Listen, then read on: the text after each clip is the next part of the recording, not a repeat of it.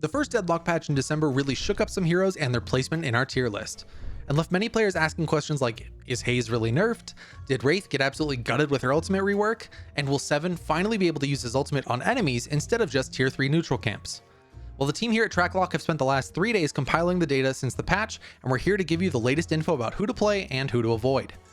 Before we get into the list though, make sure you get subscribed so you don't miss out on X22's guide to playing Pocket like an Infernus player. That's coming later this week. You'll learn the best build to be taking and the tips and tricks you need to know to win your next ranked game. With that out of the way though, let's jump into our tier list for the December 6th patch. First up is Abrams, with balance shifts aimed at fine-tuning his effectiveness in-game. His bullet damage has been decreased from 4.68 to 4.5, and his Spirit Siphon Spirit scaling increased from 0.5 to 0.65. Based on these Abrams adjustments, it really wasn't that much, so we believe he's going to maintain his rank in the A tier. Moving forward, Bebop's adjustments continue to refine his utility and crowd control capabilities. Uppercut now only locks enemies out of air control for a max of 0.5 seconds, down from 1 second. His hook now also shows a hero icon when you connect with a target, so you'll be able to know when you hooked at longer distances a little more consistently. The hook also had a delay when it was pulling allies, which has been reduced this patch, and it now also improves the melee damage for a tier 1 upgrade on the hook. Considering these changes, Bebop will move up from the B tier into the A tier. Next, Dynamo sees balanced adjustments that focus on his unique blend of support and disruption. His Kinetic Pulse tier 2 upgrade now affects melee damage as well, and Singularity's cooldown has been increased from 191 seconds to 215 seconds.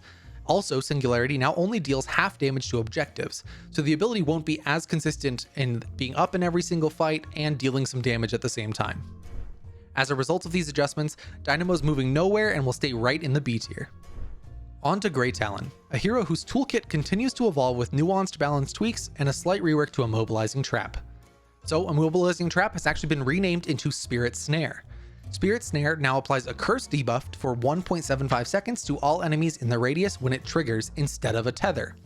Spirit Snare tier 2 upgrade no longer increases the slow by 1 second, but it now increases the curse debuff by 0.5 seconds. You can now also shoot a charged shot into the Spirit Snare to trigger it and detonate it immediately with a 30% increased radius. Charged shot can also now secure orbs. Even with these changes to Grey Talon, we don't see his win or pick rate adjusting very much, and with the data we've been tracking, he'll remain in the D tier for now. Transitioning to Haze, we find changes that highlight precision and tactical execution, but nerfs almost across the board at the same time.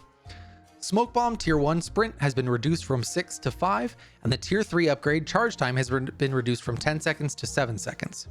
The Fixation tier 3 upgrade has been reduced from 0.15 to 0.12, and her Sleep Dagger no longer puts targets to sleep.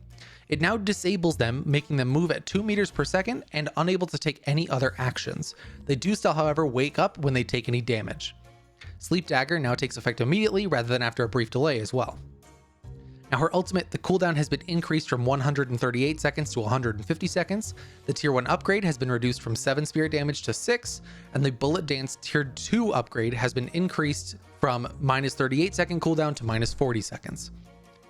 With these changes factored in, Haze actually hasn't seen that much of a loss in her win rate, though she won't be knocked down quite yet from the S tier. Shifting to Infernus, adjustments aim to balance his high impact offensive potential. His Flame Dash cooldown has been reduced from 40 seconds to 35 seconds. The tier 3 upgrade for Flame Dash has actually been lowered as well, so instead of 19 seconds, it now lowers it by 15 seconds.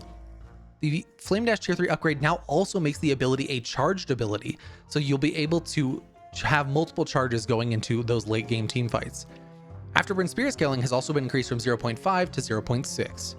In light of the updates, Infernus has seen some improvements in his win rate thanks to his additional damage, and transitions from the C tier to the B tier. Now let's examine Ivy. Her melee damage and growth has been reduced by 15%, her starting health has been reduced from 550 to 525, Watcher's Covenant now initially locks onto the target in your facing direction if there is one rather than just whoever's closest to you. Stone Form now shows Ivy a visual indicator of where it's going to land and where it's going to stun. Kudzu Bomb now grows on the ground if it hits any kind of terrain instead of just floating up in the air. Airdrop's damage has been reduced from 150 to 125, and Airdrop now lets you choose to significantly lower the amount of speed you have going up or down while you're casting the ability. After these changes and the changes that happen with the urn, Ivy is being downsized from the S tier straight down into the B tier this patch. Turning to Kelvin, his updates focus on refining his defensive and crowd control elements. Frost Grenade now also reduces stamina regeneration during the slow duration. Frozen Shelter is now created when you let go of the key. If you hold the key down, it'll show you an outline of where it's going to go. The cooldown for Frozen Shelter has also been increased from 127 seconds to 130, and the tier 2 upgrade that lowers the cooldown has been increased by 2 seconds to minus 40 seconds total. Kelvin hasn't been seeing much success recently, even before these nerfs pushed him even lower, so based on these adjustments, Kelvin will stay frozen in the D tier. Next up is Lady Geist, a hero whose adjustments reinforce her unique high-risk, high-reward playstyle. Malice can now secure orbs, which is a great change. Soul Exchange tier 2 upgrade has been changed from minus 10% minimum health to on cast gain 40% fire rate for 8 seconds. The tier 3 upgrade has been changed from on cast gain the fire rate and spirit resist to silences enemies in 15 meter radius for 3 seconds. Life drain duration has also been increased from 2 seconds to 2.5 seconds, with the tier 3 upgrade changed from enemy being silenced while being drained to the ability becomes charged and you gain an additional charge. You can now cast it also on multiple targets at the same time with no charge time difference. Taking these changes into account, even with the ability to better confirm souls, Lady Geist is losing a lot of her effectiveness in combat, so she'll be reclassified from an A tier to the B tier while players figure out her new best playstyle. Now Lash brings us to the midpoint of our list with changes that further define his explosive impact in combat. His ground strike tier 1 has been improved from a lowering of 9.5 seconds to a lowering of 10 seconds, and then Death Slam received a ton of changes. The cooldown has been increased by 3 seconds, the channel time has been increased by 0.3 seconds, the impact radius has been increased by a full meter from 5 to 6, the cone angle has been increased from 75 to 85, the cast range has been increased from 18 meters to 20 meters, and the tier 2 upgrade is changed from 100 damage to a lower cooldown, which I think is a great change, and the Death Slam tier 3 has changed from minus 56 second cooldown to impact area stuns for 1 second. This is making Lash a much bigger threat in all of the games he's in. So following the changes, Lash has not seen only more play with an improved pick rate, but his win rate has also improved by several percent. As such, he moves up from the B tier all the way to the A tier. Next up is McGinnis, whose role as a tactical specialist sees some noteworthy adjustments. Mini turrets' HP gain per boon has been increased from 20 to 30. The mini turrets no longer limit the damage they take to 33% of health per second. Instead, they now have a minimum lifetime of 4 seconds. If they're killed during this time, they'll be marked for death and then die at the end of that 4 seconds, with a visual effect showing that they're dying. They've also had their fire rate reduced by 20%. As a result of these tweaks, McGinnis has been struggling a little more often this patch and has been shifted from the B tier down to the C tier. Now moving on to Mirage, a hero who continues to showcase versatility with a refined playstyle. Fire Scarabs now applies its drain over 4 seconds instead of being front-loaded, and it no longer restricts you from hitting the same target. Now, if you hit them a second time, the debuff duration will double, the damage will not. Fire Scarab's launch window has also been increased from 5 seconds to 8 seconds, so you have a little more time to throw those out. In addition, Traveler now allows you to rotate the camera when you're looking at where you're going, and the tier 2 upgrade has been changed from a lower cooldown to grants an ally Traveler benefits. If cast on an enemy, it'll give the bonus to the closest ally within 30 meters. Mirage is an interesting case, because in Ascendant or higher play, he's an absolute monster, but he's been struggling to pick up the same kind of win rate in lower elos. With that in mind, and the nerfs he got on 2 abilities, we're keeping him squarely in the C tier. Following that, Mo and Krill bring their unique blend of disruption and utility to the spotlight. Burrow is no longer affected by Abrams' shoulder charge. The Spectral Wall no longer hits you while you're burrowed. Scorn now also heals you instantly rather than over 1 second, so you get a lot more of that health a lot quicker. And the combo health gain tooltip has been clarified a little bit just to make it a little more clear. As a result of these adjustments, Mo Krill is staying burrowed in his A tier position. He's already been a strong pick across all ranks, and these quality of life improvements for him are just going to emphasize that staying power. Transitioning to Pocket, we see a dynamic hero whose kit offers creative adaptability, now with just a little more damage up front, but lower safety at the same time. Pocket's health growth has been reduced from 31 to 27. His Enchanter's Satchel tier 1 upgrade has been increased from minus 4.75 seconds to 5 seconds. Enchanter's Satchel escape duration has been lowered though from 2 seconds to 1.5, and the tier 3 upgrade now also increases the escape duration by 0.5 seconds back to that original value. Flying Cloak has had its duration increased from 3.2 to 3.4 seconds, but travels at a slower speed. Overall, it reaches the same distance, but it's just going to take a little bit longer to get there. Affliction now immediately deals 18% of current HP on application. The DPS then has been adjusted from 27 down to 12, the spirit power scaling has been lowered from 0.3 to 0.22, and the radius has been lowered from 14 meters to 9 meters. In addition, the tier 3 upgrade has been reduced from a plus 27 DPS to plus 15 DPS, and it also now increases the range and the initial damage by 5%. Due to these changes, Pocket is going to shift down into the C tier. Just in the few days since the patch, he's dropped 3% of his win rate, mainly due to losing his reliable escape potential with both Satchel and Flying Cloak getting a slight nerf. Shifting focus to 7, this hero remains a game changer with a partial rework to his ultimate.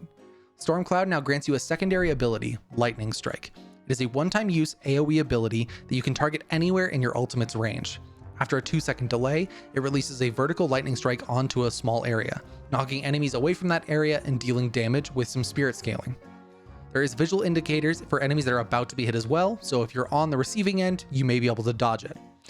As a result, Stormcloud's DPS has been reduced from 125 to 110, and the tier 3 upgrade now allows you to float around at 2.5 meters per second while you're in the ultimate. With these changes factored in, 7 is holding strong and will be maintaining his position in the A tier. As players get used to his new ultimate utility, we may see this shift up, but we'll be keeping an eye on it and update you all as needed. On to Vindicta, who continues to combine consistent pressure with strategic potential.